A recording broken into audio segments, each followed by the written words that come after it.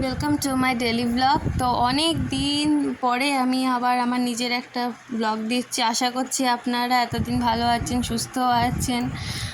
আমি অনেক দিনই ব্লগ দিতে পারিনি, আপলোড করতে পারিনি আমার চ্যানেলে, কেননা প্রচণ্ড অসুস্থতার কারণে আমি চ্যানেলে ব্লগ আপলোড করতে পারিনি। আমার ভাইয়েরও প্রচণ্ড শরীর অসুস্থ হয়ে পড়েছিল। তারপরে ওকে নিয়ে আমরা খুব বেশি টেনশনে পড়ে গেছিলাম, কেননা ওর জ্বর 1 মাস ধরে জ্বর, আজও যায়নি। তো এখানকার অনেক ডাক্তার দেখানো হয়েছিল, কিন্তু কিছুতেই কিছু জ্বর সারেনি, ভয়ঙ্কর সেই অবস্থা। তারপরে আমরা ভাবলাম যে এবার পিপি পোদ্দারে যাব, নিউ আলিপুরে পিপি পোদ্দার। আমাদের এখান থেকে গেলে ট্যাক্সি ধরে যাই বা ট্রেনে করে যাই, কিন্তু ট্রেনে ওর এখন যাওয়ার খুব শরীর খারাপ, ও যেতে পারবে না, দেখছেন কেমন শুয়ে পড়ে আছে। ওর একদম ওঠার মতো একদমই শক্তি ছিল না। এইদিকে মাও অনেক টেনশানে ছিল, কেননা সব ওষুধ দেওয়ার পরে ওর কোনোভাবেই ওর জ্বর সারছিল না, যে কিছুতেই সারছে না। আমি অনেক ওষুধ দিয়েছি, আমরা সবাই, যে এখানে অনেক ডাক্তার, 2-3খানা ডাক্তার দেখানো হয়েছে, কিন্তু কারোর ওষুধেই কিচ্ছু হচ্ছে না, সব ওষুধও ফেল করে দিচ্ছে ওর বডিতে। তো এবার ভাবলাম যে না, এবার একটু যেতে হবেই, না হলে ওর অবস্থা দিনকে দিন আরও বেশি খারাপ থেকে আরও বেশি খারাপ হতে যাচ্ছে। ওই জন্য মা বললো চল আজকে তাহলে রেডি হয়ে চলেই যাবি পিপি পোদ্দারে।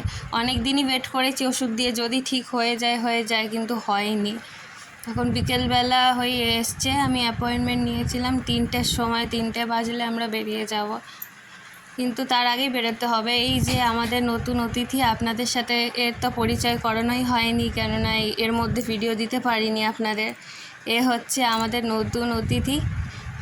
তো একে আমরা আপাতত একটু বাইরে রেখেছি, যাতে একটু রোদ হাওয়া লাগে। সারাক্ষণ ঘরে থাকতে তো কারোরই ভালো লাগে না, ওরও ভালো লাগে না। এবার যাওয়ার আগে ওকে আবার ঘরে ঢুকিয়ে দিয়ে ভালো করে রেখে দিয়ে তারপরে যাব। এখানে অনেকেই আমাদের ঘরে সাপের উৎপাত আছে, তো ওই নিয়েও খুব ভয় লাগে একা ওকে রেখে যেতে ঘরেও।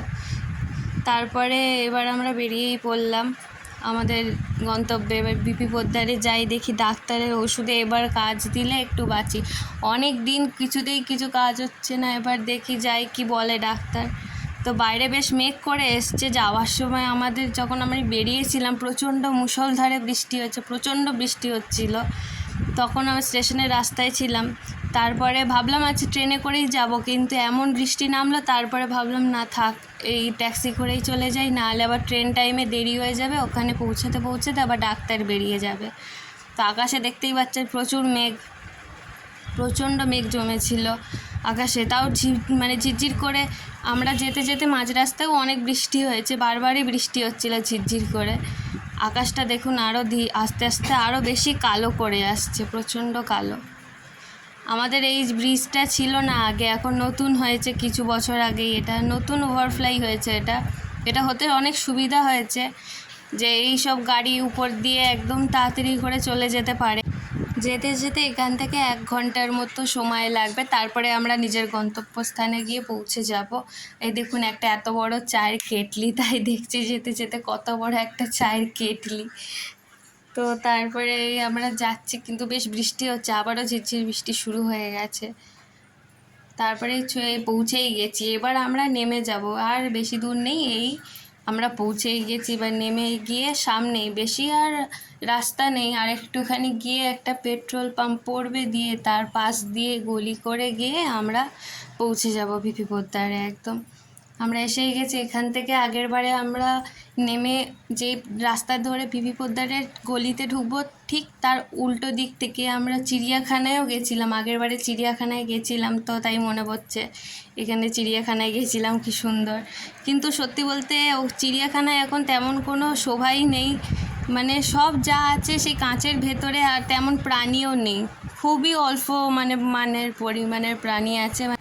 তারপরে যেতে যেতে দেখছি যে পুজোর প্যান্ডেলও করা শুরু হয়ে গেছে, চারিদিকে অনেক পুজোর প্যান্ডেল করা শুরু হয়ে গেছে বাইরে। আমাদের এখানেও অনেক পুজো প্যান্ডেল শুরু হয়ে গেছে করা, আর বলতে গেলে শেষ হতেও যাচ্ছে, আর বেশি বাকি নেই পুজো প্যান্ডেলগুলো সব ঠিক করে পুরো হয়ে যাওয়ার।